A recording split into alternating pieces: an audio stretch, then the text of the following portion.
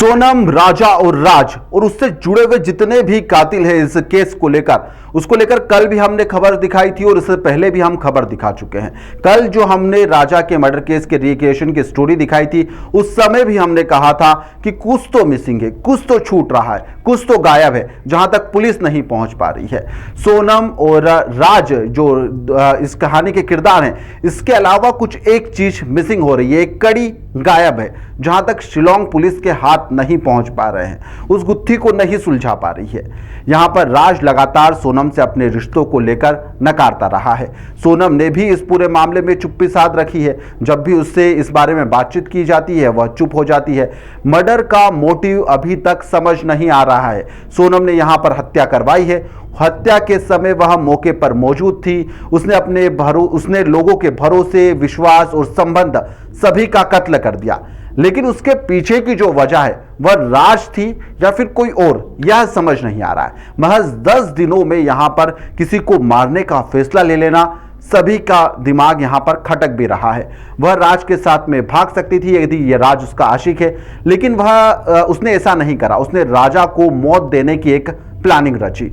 अब यहां पर जब इतनी सारी चीजें हो चुकी हैं, जांच हो चुकी है, अब यहां पर एक नई चीज खुलासा हुआ है कॉल रिकॉर्डिंग के आधार पर कि 25 दिन के अंदर 119 कॉल सोनम और एक जो दूसरा शख्स है उसके बीच में बातचीत हुई है। इसके अंदर राजा का नंबर गायब है, यानी कि नए आशिक की एंट्री हुई है। बेवफा सोनम केस के अंदर नया एक खुलासा हुआ है जो सभी को चौंका भी रहा है, जिससे पुलिस भी हैरान है। यहां पर राजा की हत्या संजय के चक्कर में हुई है। सोनम ने संजय वर्मा की एंट्री यहां पर सबसे अपने छुपा कर रखी। यहां पर जो कहा जा रहा है कि वह संजय नाम के एक युवक से लगातार बात कर रही थी।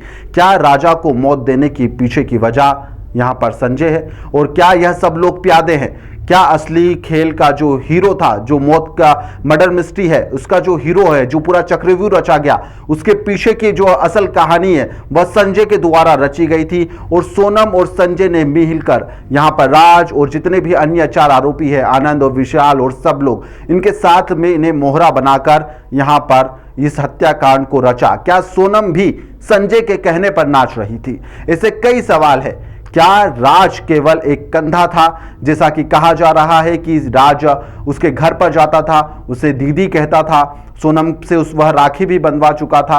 और इस मामले में यहां पर सब कुछ खेल जो हुआ है यह पैसे के चक्कर में हुआ है। कई सवाल खड़े हो रहे हैं क्योंकि जितने भी मर्डर करने वाले लोग हैं यह निम्न तबके के लोग हैं। शिलोंग और यहां पर इंदौर पुलिस इसके जवाब लगातार ढूंढ रही है। सोनम रघुवंशी की कॉल डिटेल से यहां पर पुलिस को एक संदिग्ध शख्स का सुराग लगा है। फिलहाल इसका खुलासा भी पुलिस करेगी, लेकिन नाम है संजय वर्मा। महज 25 दिनों के भीतर यहां पर सोनम ने इस व्यक्ति से 119 बार कॉल पर बात की है। यहां पर अब मेघालय पुलिस की एसआईटी है और वह भी इस दिशा में गहराई से जांच कर रही है। पुलिस को शक है कि यहां पर राजा की हत्या में इस युवक की भी भूमिका हो सकती है। युवक की भूमिका क्या हो सकती है? क्या सोनम और इन दोनों के संबंध है, नहीं है, या फिर कोई और कहानी है? यह हम इस पे पुख्ता तौर पर अभी कुछ नहीं कह सकते, क्योंकि पुलिस अभी इस मामले में तलाश कर रही है, जांच कर रही है और जांच लगातार जारी है। जिसके अंदर जो 119 कॉल, सोचिए आप, एक 10-15 दिन के भीतर जो 119 कॉल हुए हैं उसको लेकर सभी लोग चौंक गए हैं कि आखिरकार पति जब साथ में था तो किसी और को इतने बार फोन क्यों लगाए गए हैं। जब पुलिस यहां पर उसका जो प्रेमी है राज कुशवाहा, उससे भी जब उसका आमना सामना सोनम का करवाया गया था तो सोनम ने भी यहां पर पूरी सच्चाई बता दी थी।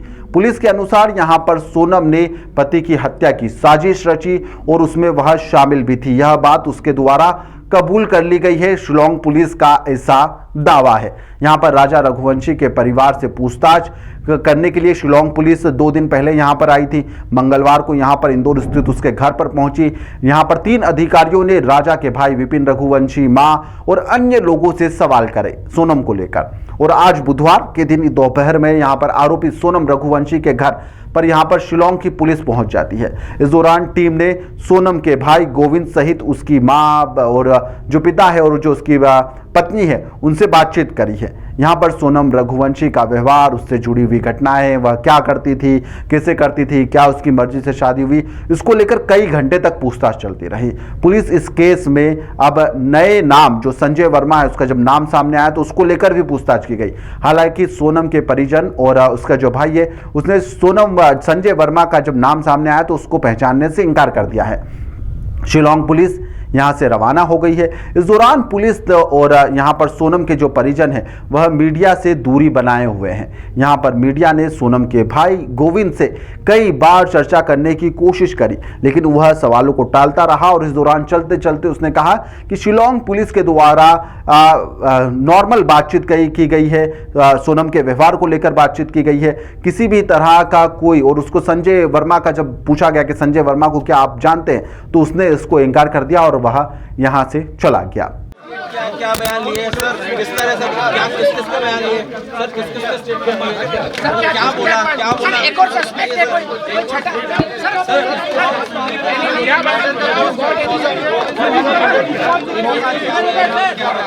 बयान में तो नॉर्मली है, सोनम के बारे में विषय में बात करी है। नहीं सिर्फ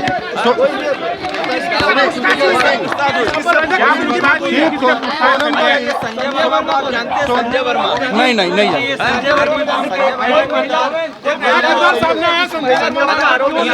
माँ बाप के आपके तीनों। हाँ सोनम का बिहेवियर देखा गया है, कैसा क्या है बस उसका ही पूछा है। गोविंद संजय वर्मा का नाम आ रहा है। सोनम और संजय के बीच में लगातार कॉल्स पर क्या बातचीत हो रही थी? क्या वह राजा के मर्डर का प्लान कर रहे थे? अब पुलिस की निगाहें संजय पर जाकर टिक गई है। उसका फोन बंद है, उसकी तलाश की जा रही है, उसका सुराग कहीं पर अभी तक नहीं लगा, ना अब तक उसका नाम सामने आया है।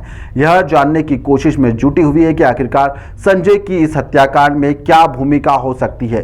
क्या सोनम का वह आशिक है या फिर कोई और कहानी है? क्या संजय भी या राज या फिर जो अन्य आरोपी पकड़ाए हैं उसकी तरह एक मोहरा है या फिर पर्दे के पीछे की कहानी कुछ और ही है? क्योंकि जो 119 बार कॉल हुए हैं इसको लेकर पुलिस का भी माथा ठनका है। और इस मामले में आप लोगों की क्या राय है हमें कमेंट बॉक्स में जरूर बताइएगा।